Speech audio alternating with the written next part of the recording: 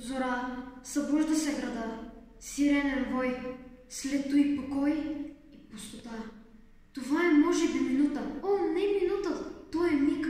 И после пак отново тътен, денят разгонва слънчев щик, стадата черни на нощта. Зора, събужда се града, събуждаш се тогава си ти от своя сън, отвън сирените надуват прегракналите си гърла. Денят в стаята нахлува през помътените стъкла. И ти неволно се усмихваш на тази бодра светлина, която тъй упорно близка шуми в зелените листа. И тръгваш накъде не знаеш, вървиш към непознат завод, защото там остави всичко, остави целия живот. Ти чувстваш още маховика, облъхва те с приятен хлад. Сирените, те тебе викат, те непрестанно те зоват. Но где?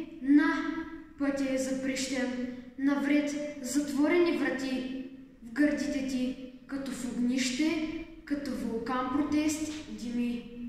Разбираш цялата нелепост на този див, объркан свет и тръгваш като вълк напреко с твърди стъпки, а за теб ти чувстваш здраво как набира, обгръща с ръце града метежен порив и разбираш, зора, събужда се света.